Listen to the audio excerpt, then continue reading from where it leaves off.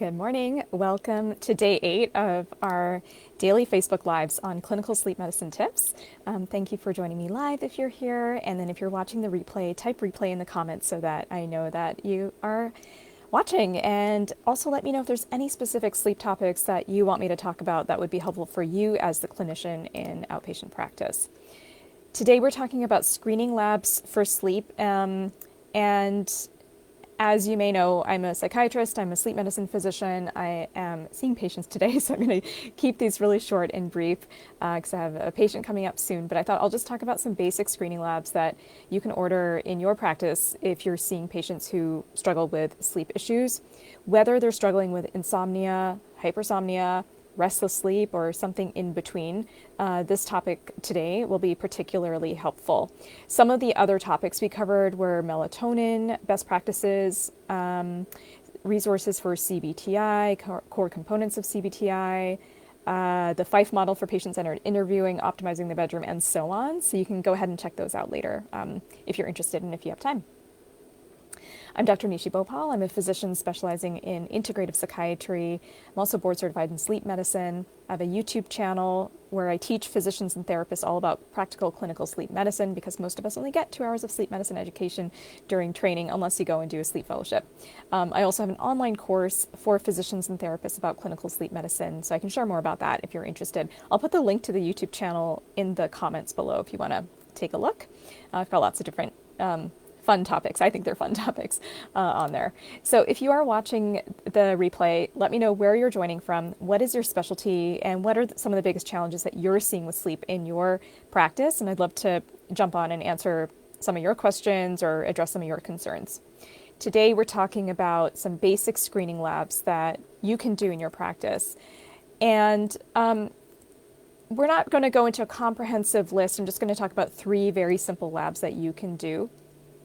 And why this is relevant, whether you're in a lab ordering specialty, so if it's in your scope of practice, this is really helpful because you can do this right away with your patients after the first evaluation, or even have them get labs done before they even see you for an intake. They can get that done through their primary care, or maybe they've already had them done.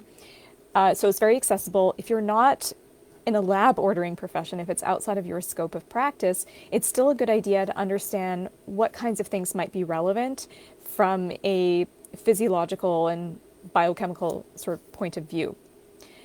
You don't need to be a sleep specialist to understand these labs that we're going to be talking about, and they're kind of low-hanging fruit. You can pick up on things that might have been missed previously, because oftentimes patients aren't getting screening labs when they struggle with sleep issues. They're usually being either sent for a sleep study, which is important when it's appropriate. They might be prescribed sleep aids. They might be referred to CBTI. But how often are you actually getting some labs to investigate what's going on with their sleep? So let me just take a look here. So the labs that we're going to be talking about are 3 micronutrients. And I do this with pretty much every patient. Almost every patient that comes into our practice gets these labs done. So these include ferritin, vitamin D, and vitamin B12.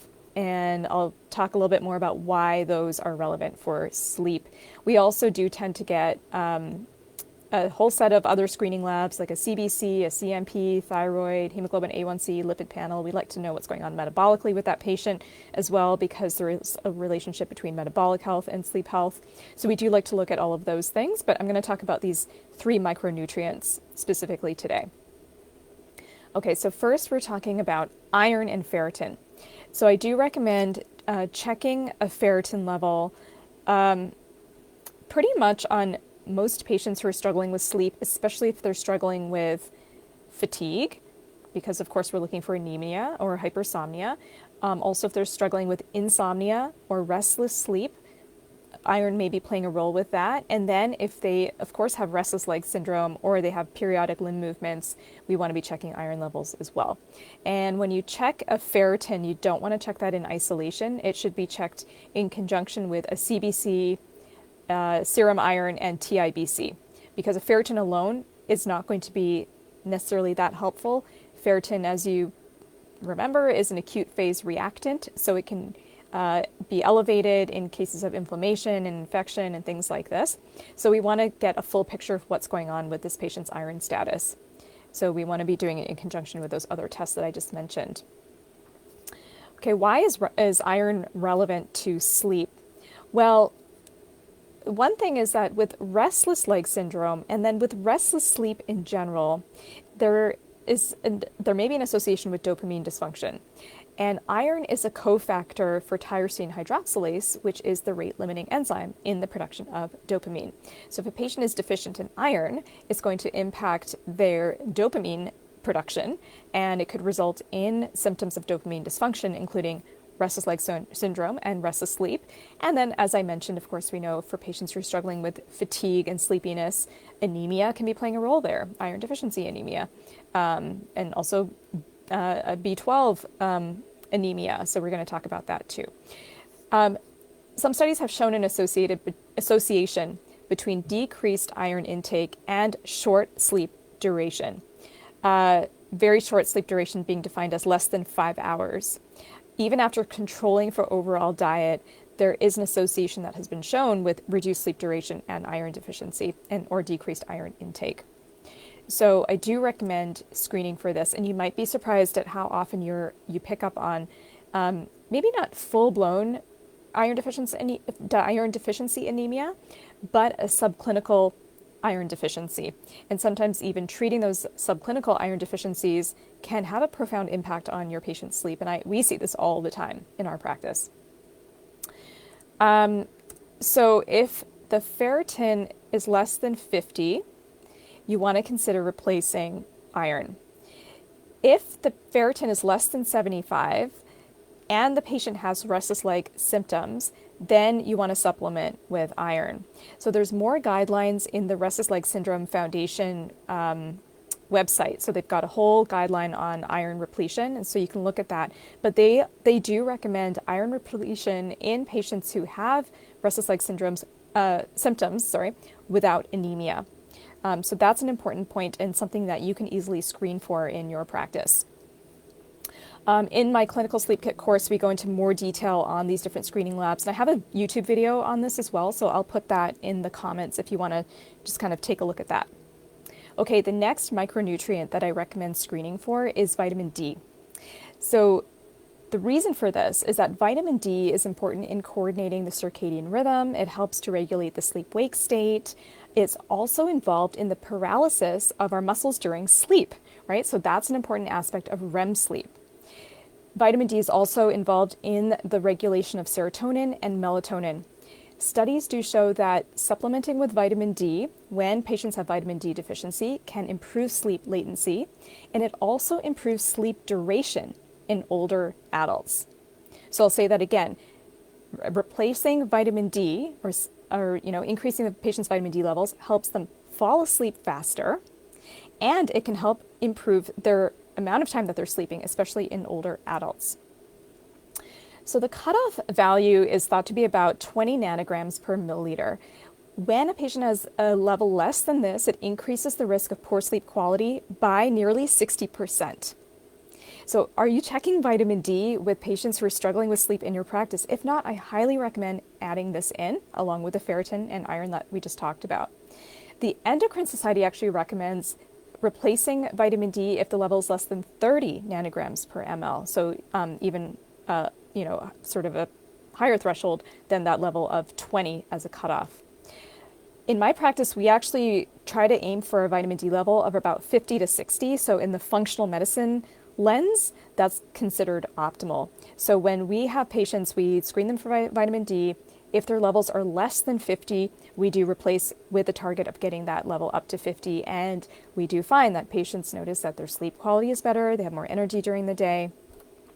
More studies are needed to determine the optimal levels for sleep and vitamin D, but this is a simple one that you can add to your practice as a screening tool. And the last micronutrient I'll mention today is vitamin B12.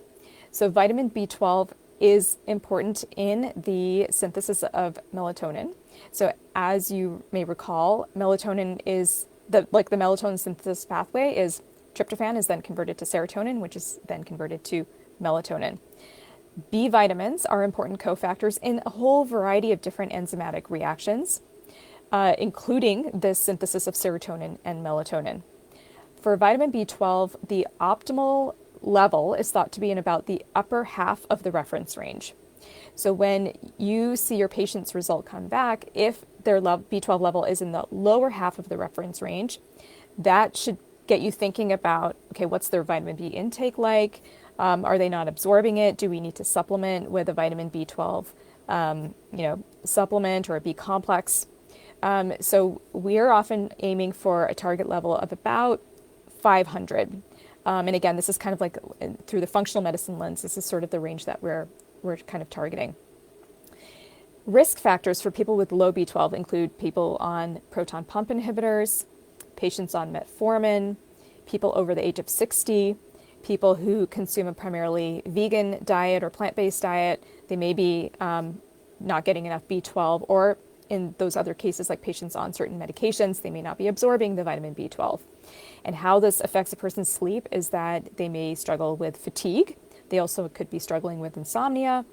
B12 is also important in regulating the sleep-wake rhythms, the circadian rhythm, just like vitamin D is. So this is relevant for a whole variety of different factors when it comes to sleep. So I think we'll end there because I do have a patient coming up, but hopefully that was helpful, and we'll just get you thinking about checking some of these micronutrients in your patients. I'll put the link to the YouTube video on screening tools in the comments if you want to check that out. And then in my clinical sleep kit course, which I'll be opening up in a couple of weeks, we have some detailed mini trainings on labs, including these, but other labs too, and how to interpret them and what to do with the results. In the meantime, you can check out the YouTube video. I'll put that in the link below. You can follow this page to get notified when I'm going live next. I'm doing a little quick live like this every single day on Clinical Sleep Pearls. And then if you have any questions that you want me to answer, let me know. All right. Well, thanks for joining me, or thanks for watching the replay, and I'll see you next time. Bye for now.